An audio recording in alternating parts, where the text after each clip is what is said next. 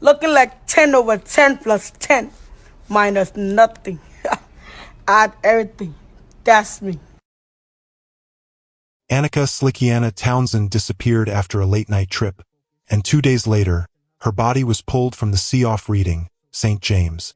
Police confirmed her identity the next morning, but they offered few details and urged patience.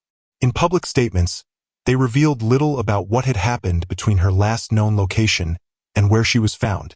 The person of interest, identified by law enforcement, did not immediately turn himself in.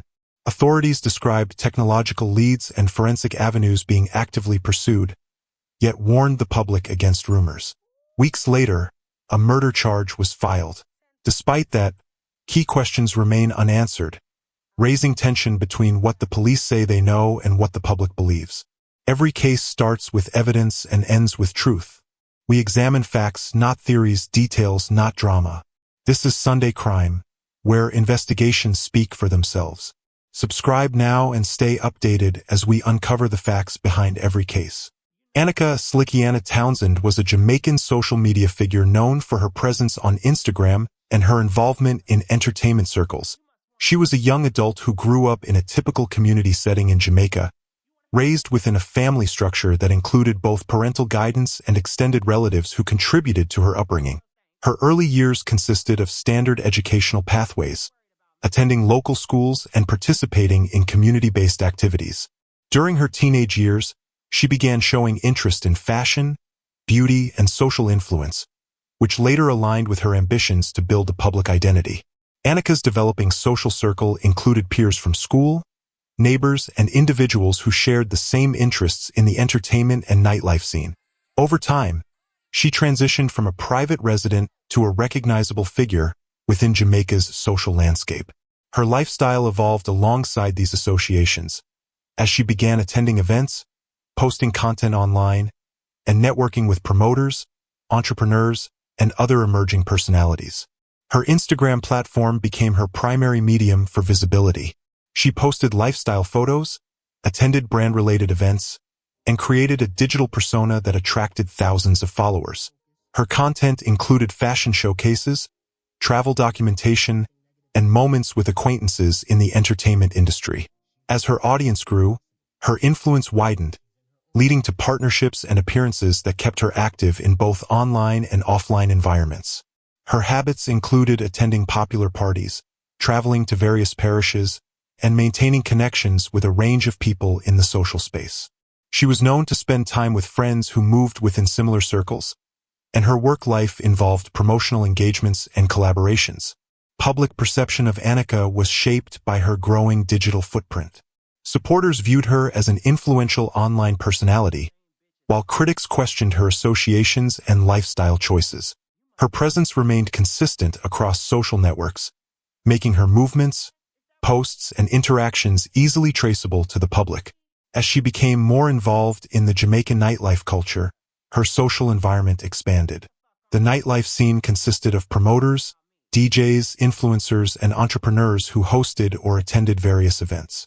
Aneka was frequently seen at these gatherings, becoming a familiar face in spaces that blended entertainment, business, and networking. She connected with multiple individuals who operated within this ecosystem, including those who worked behind the scenes and those who appeared publicly. Her high-profile lifestyle often placed her in contact with unknown or risky individuals.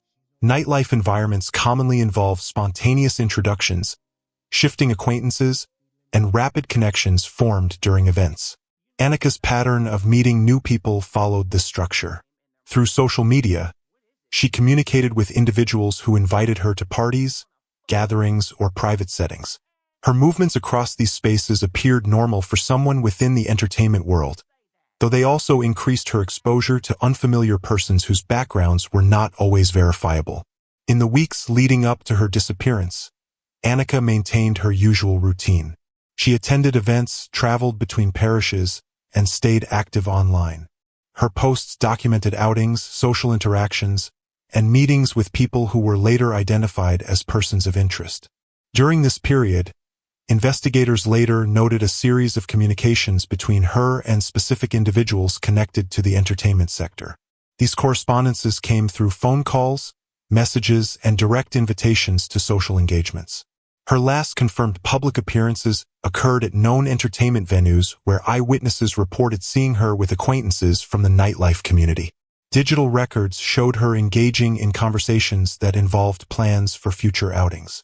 Several individuals later confirmed interacting with her around this time, though details of these interactions varied during questioning. As the timeline moved closer to the incident, Aneka's travel movements became more relevant. Investigators reconstructed her locations based on surveillance footage, phone data, and recorded eyewitness statements. She visited several areas within a short period, indicating active social engagements. Among these movements were interactions with individuals who were ultimately classified as central to the investigation. On the day she disappeared, her movements followed a sequence captured through both surveillance systems and witness accounts. Cameras recorded her arrival at a specific location where she met with a known individual. Additional footage captured her entering a vehicle associated with a person later questioned by authorities. The timestamps aligned with the last confirmed moments she was seen in public. Eyewitness accounts supported the footage, with several people recalling seeing her in the company of one or more acquaintances. Digital records from her phone indicated outgoing and incoming communications that ceased shortly after she entered the vehicle. The point at which her phone became inactive marked a critical time in the investigation. After that moment, there were no further messages, calls, or updates through any of her online accounts. The vehicle she was seen entering was traced through traffic surveillance and privately owned cameras. Authorities identified the individuals inside, including the driver and potential passengers. Each person provided statements, though several details were inconsistent with the reconstructed timeline. This inconsistency contributed to the investigation's focus on understanding her movements between her last public appearance and the point at which she could no longer be contacted. Friends and family members provided additional information. They stated the last time they communicated with her and reported when they noticed that she was no longer reachable. Some described attempts to call her phone that went unanswered. Others shared their last conversation with her, which investigators used to establish a timeline before her disappearance. These statements helped form the final sequence of events before her trail went cold. By combining surveillance footage, phone data, interviews, and travel patterns, investigators established a detailed picture of Aneka's final hours. This information laid the foundation for the subsequent stages of the case, which involved identifying suspects, analyzing physical evidence, and reconstructing the events that followed her disappearance. The body was discovered on the morning of October 21, 2022, in the reading area of St. James. A passerby noticed an object floating close to the shoreline and alerted local authorities. Marine police responded to the scene and confirmed that the object was a human body. The discovery was made a short distance from the shore, in water that was calm enough for visibility but showed signs of tidal movement that could shift objects over time. The surrounding area included open coastline, pockets of vegetation, and small access points frequently used by locals. Upon recovery, the body was found wearing limited clothing, and its position indicated exposure to water for several hours. The physical state revealed noticeable trauma, and marine exposure had begun altering the surface condition of the skin. Officers documented the scene with photographs, measurements, and environmental notes. The body was transported to a secure facility where forensic specialists would conduct further examination. Identification was later confirmed through official channels based on known physical features, markings, and statements from relevant parties. Once the body was secured, investigators focused on preserving the area as a crime scene. Yellow markers were placed around points of interest such as footprints, drag marks, tire impressions, and disturbed sand. Officers maintained a controlled perimeter to limit contamination, and marine personnel conducted a sweep for any floating objects or evidence possibly missed during the initial recovery. These steps ensured that any potential forensic material was preserved before being degraded by tidal movements or weather changes. A formal autopsy was performed on November 5, 2022. The examination detailed visible injuries, including trauma to the neck region. Internal assessment confirmed that the cause of death was strangulation. Toxicology tests were administered to determine whether substances played a role during or before the fatal event. Analysts also evaluated the body for signs of a struggle, checking for broken nails, defensive wounds, abrasions, and bruising patterns. The report indicated injuries consistent with manual force. Pathologists examined the lungs, airway passages, and sinus cavities for evidence of drowning. Based on findings, drowning was not identified as the primary cause of death. The estimated time of death was placed between the late-night hours of October 20th and the early morning of October 21st. This range was compared to the known disappearance timeline to determine which individuals were in proximity to the victim during that critical period. Forensic teams also collected fibers, trace particles, hair samples, and any microscopic materials retained on the skin or clothing. All samples were documented and sent to a forensic laboratory for analysis. Environmental factors were noted throughout the process. Saltwater exposure, marine organisms, and temperature variations could all affect the preservation of biological evidence. Forensic specialists accounted for these conditions while forming conclusions, ensuring that the findings reflected both the medical assessment and environmental impact. The investigation expanded immediately after the autopsy results were released.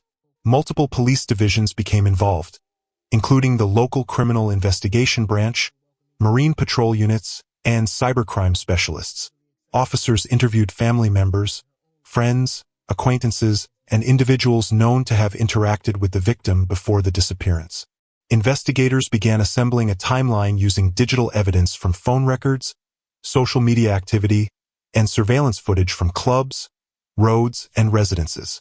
Technical teams extracted data from electronic devices to recover deleted messages, identify location pings, and track communication patterns. These digital artifacts were matched against interviews to verify accuracy. Investigators also retrieved hours of surveillance footage from multiple locations. By comparing timestamps, they identified individuals who appeared with or near the victim in the final hours before her last confirmed sighting. Early in the process, inconsistencies appeared in several statements, prompting follow-up interviews and additional forensic cross-checks. One primary suspect emerged based on the combination of digital movement, witness accounts, and physical evidence. This individual had a known connection to the victim and was reportedly among the last people to be seen with her before her disappearance. The suspect's background was reviewed for relevant incidents, including any past conflicts or behaviors that might support investigative theories. The suspect's statement regarding the timeline was compared to surveillance footage and phone data. Several inconsistencies were identified, including gaps in their reported locations and contradictions about their last interaction with the victim. Secondary individuals were also identified as persons of interest. These included associates who were present during the final hours before the disappearance, individuals seen in vehicles captured on surveillance footage, and anyone who appeared to have knowledge of events that night. Investigators examined each person's timeline, cross-referencing their statements with digital and physical evidence. Drivers, acquaintances, and individuals who facilitated transportation between locations were also questioned extensively. Key evidence collected during the investigation included digital timestamps, communication records, and restored deleted messages. These materials helped establish movement patterns and clarified when communication ceased. Physical evidence recovered from vehicles, properties, and clothing was analyzed for fingerprints, DNA, and fiber traces. Witness testimonies changed in some cases as new information emerged, and these changes were logged to identify shifts in accuracy or credibility. Behavioral evidence, such as attempts to avoid questioning, delays in reporting information, or sudden alterations in narratives, was compiled as supporting material for investigators. The reconstruction of events became central to the case. Investigators mapped a detailed hour-by-hour timeline beginning with the victim's last verified public sighting. This timeline included surveillance captures from various locations, digital location pings, and vehicle movements. By aligning these components, investigators determined where the victim traveled, with whom, and at which times. The timeline continued through the night into the hours leading to the estimated time of death. Investigators examined possible motives by analyzing interactions, communication exchanges, and any reported conflicts. The method and location of body disposal were reviewed to determine whether the act was planned or executed impulsively. The movement from the last known indoor location to the shoreline indicated transportation by vehicle, and investigators used this to narrow the list of individuals with capability and access. Remaining gaps in the timeline included periods with no surveillance coverage and segments where digital signals were inactive. Investigators identified these intervals as critical windows and worked to fill them through further interviews, expanded footage requests, and continued forensic testing. These unresolved segments remained open components of the broader investigation. The first official communication from law enforcement came shortly after the discovery of the body. The police confirmed that a female was found in the water and that early indicators suggested foul play. No conclusions were presented, and authorities stated that identification procedures were ongoing. This initial press release was brief and designed to avoid speculation while investigators secured evidence from the scene and gathered preliminary information from relevant parties. Hours later, once the identity was formally confirmed, police issued a second statement. This update established the timeline of discovery, the location where the body was found, and the involvement of forensic teams. Authorities emphasized that the case was active and that they were working to determine the sequence of events leading up to her death. They announced that investigators were reviewing digital communication records, surveillance footage, and physical evidence recovered from the scene and surrounding areas. Over the following days, the police provided periodic updates as evidence evolved. Each statement revealed that investigators were conducting interviews with several individuals connected to her last known movements. Authorities confirmed that some persons of interest were cooperating, while others had not yet come forward despite public appeals. The police did not reveal names at this stage, citing the sensitivity of the investigation and the need to protect the integrity of the process. As speculation increased online, the police addressed several circulating claims. They clarified that certain viral posts were inaccurate, including false claims about the exact cause of death and statements allegedly made by individuals close to the victim. Investigators emphasized that official information would only come through verified channels.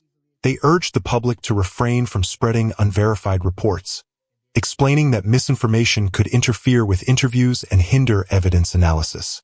In later public briefings, law enforcement confirmed that forensic results had narrowed their focus toward specific individuals, though no charges were yet filed.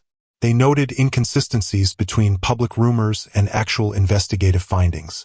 Police stated that the case required detailed examination of communication data, vehicle movements, digital tracking, and statements from multiple witnesses. They reminded the public that the investigation was complex, ongoing, and required patience for accurate conclusions. Once the case reached public awareness, online discussions grew rapidly. Supporters, social media users, and members of the community shared posts demanding swift resolution. Many attempted to reconstruct the final hours based on limited information, contributing to significant audience engagement. Some users compiled timelines, analyzed publicly available surveillance segments, and reposted early reports, aiming to assist the investigative process. Others amplified speculation that lacked factual basis. The pressure from the public increased as more details surfaced. Social media campaigns emerged, urging authorities to prioritize the case and accelerate investigative actions. Influencer communities amplified these demands, noting the visibility of the victim and the widespread interest in determining what occurred. As the case received more attention, mainstream media outlets picked up the story, which further increased scrutiny on law enforcement's progress. However, alongside genuine concern, misinformation spread across different platforms. False voice notes, fabricated recordings, and edited screenshots circulated rapidly. Several accounts presented claims purportedly from witnesses, but investigators later confirmed that many of these statements were entirely false. Rumors surrounding motives, suspects, and relationships became widespread, creating confusion and complicating the public narrative. Media coverage influenced the pace at which updates were released. Police acknowledged that heightened public interest required more frequent and transparent communication. News outlets provided continuous coverage, analyzing each new development and discussing potential implications. This constant attention kept the case at the forefront of national conversation, increasing the urgency for clear official guidance. The arrest of the primary suspect followed extensive review of surveillance records, phone tracking data, and witness interviews. Law enforcement identified the last individual confirmed to have been with her, and inconsistencies in his statements prompted deeper investigation. When forensic evidence aligned with the reconstructed timeline, police moved to detain the suspect. The official statement announcing the arrest included limited details. Authorities confirmed that the individual was taken into custody for questioning regarding his involvement in her disappearance and death. After initial interviews and further analysis of evidence, the suspect was formally charged. The charges included murder and additional counts related to the disposal of the body and interference with investigative processes. Legal representatives for the suspect released their own statement, asserting that their client intended to cooperate and that the defense would challenge the prosecution's interpretation of the evidence. They referenced elements of the case they believed were inconsistent or incomplete, signaling their strategy for upcoming hearings. During the bail hearing, prosecutors argued that the suspect posed a flight risk and that the severity of the charges warranted detention. They emphasized the strength of forensic evidence and the importance of preventing interference with ongoing investigations. The judge agreed and ordered the suspect to remain in custody pending trial. Additional individuals were later detained based on interactions with the primary suspect and possible knowledge of events related to the incident. Some were held as witnesses, while others faced charges such as accessory to the crime, misdirection, or failure to report relevant information. Their involvement was outlined through separate statements issued by law enforcement, each specifying the legal grounds for their detention. Court proceedings began with preliminary hearings focused on evidence submission and procedural requirements. The prosecution outlined its case structure, while the defense began challenging the admissibility and interpretation of key materials. Early court sessions centered on presenting foundational evidence. Prosecutors introduced surveillance footage documenting the victim's final confirmed movements. They also provided digital records showing communication patterns, location data, and timeline gaps that investigators deemed significant. These materials were used to establish that the suspect's account did not align with the physical and digital evidence collected. Witness testimonies were called during subsequent hearings. These included individuals who saw the victim shortly before her disappearance, acquaintances who interacted with the suspect, and professionals involved in retrieving forensic evidence. Each witness provided information to help reconstruct the timeline. The defense countered by questioning witness reliability, highlighting potential inaccuracies or contradictions in their statements. Attorneys suggested that environmental factors, memory lapses, or public pressure might have influenced the testimonies. They also challenged aspects of the forensic analysis, arguing that certain conclusions were interpretive rather than definitive. Forensic experts submitted detailed reports covering injuries, estimated time of death, and physical signs on the body. These reports supported the prosecution's argument that the cause of death indicated criminal involvement rather than accidental circumstances. The defense sought to introduce alternative explanations for the forensic findings but faced limitations due to the clarity of certain indicators documented in the autopsy and supporting examinations. Surveillance analysis played a critical role. Prosecutors presented distance comparisons, timestamps, and route maps showing vehicle movements. The footage contradicted portions of the suspect's earlier claims and supported the theory that the victim was transported to the discovery site after the time her phone became inactive. This evidence became central in establishing intent and reconstructing the disposal of the body. Throughout the investigation and legal proceedings, several complications emerged. Conflicts appeared between witness statements, particularly regarding times, locations, and observed behavior.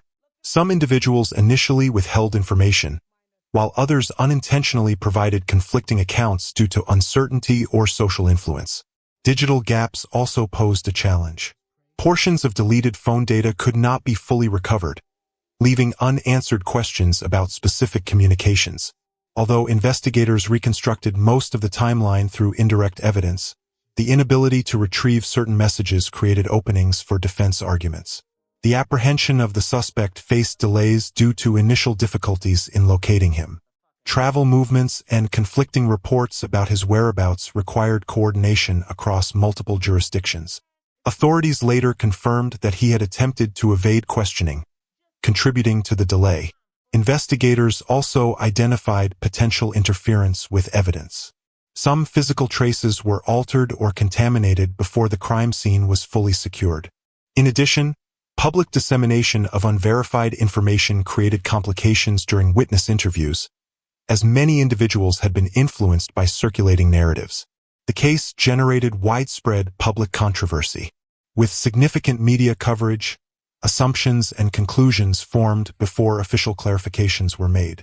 This environment placed pressure on law enforcement and legal teams to maintain accuracy and transparency without compromising the investigation. Looking ahead, the trial is expected to proceed through several phases. The prosecution plans to present additional forensic analyses currently under final review. These include advanced digital reconstructions of the timeline, enhanced surveillance mapping, and environmental studies related to the discovery site. Authorities anticipate calling additional witnesses who previously withheld statements or whose accounts require further clarification. These testimonies may address remaining discrepancies in the timeline and reinforce conclusions about the suspect's proximity and actions. There is also the possibility of plea negotiations, depending on the strength of the evidence and strategic decisions made by the defense. Prosecutors have indicated that they are open to discussions but will not compromise the integrity of the case. Scheduled court dates include pretrial conferences, evidence review sessions, and motion hearings. Procedural delays may occur due to forensic backlogs, witness availability, or legal challenges filed by defense attorneys. The trial timeline will depend on the completion of evidence processing and judicial scheduling. The case had a significant impact on the victim's family. Public attention placed them at the center of national discussion, requiring them to navigate investigative updates, court appearances, and media coverage. They continued to request a thorough and transparent legal process. Across social media, the case sparked discussions about personal safety, public visibility, and risks associated with digital exposure. Many users reflected on the vulnerability of influencers and individuals with highly public lifestyles. Some creators began implementing safety measures, including sharing fewer live location updates and reducing interactions with unfamiliar individuals. Law enforcement reviewed internal procedures following public scrutiny. Officials discussed the need for faster communication strategies, improved digital evidence extraction, and increased coordination between divisions handling missing persons reports and homicide investigations. Recommendations included enhancing cross-unit collaboration and increasing public education on misinformation prevention. Efforts continued to identify any remaining persons of interest. Investigators analyzed links between secondary suspects and the primary timeline. They monitored digital activity, interviewed new sources, and reviewed additional surveillance collected from nearby areas. The search for supplementary information remained active. At present, the case is progressing through the legal system. It is not considered closed, as further court proceedings are pending. The primary suspect remains in custody. Additional suspects are either out on bail or awaiting separate hearings related to their involvement. Recent updates confirmed that new forensic techniques were applied to previously collected samples, though the results have not been formally released to the public. Investigators are reviewing phone triangulation data obtained from newly accessed records. These developments may refine the timeline and strengthen the prosecution's case. The latest official police statement reaffirmed that unresolved elements remain under examination. These include determining the exact sequence of events between the last known contact and the disposal of the body. Authorities stated that they are still verifying digital correspondence related to individuals who communicated with either the victim or the primary suspect during the relevant hours. Investigators believe that certain aspects of the case still require proof through corroborated testimony, enhanced forensic results, and complete digital verification. Until these elements are confirmed, the case will remain active, with ongoing input from investigators, forensic teams, and legal authorities. Facts verified. Case concluded. Justice is found in what remains proven. This is Sunday Crime until the next investigation. Subscribe for more verified stories and real criminal investigations.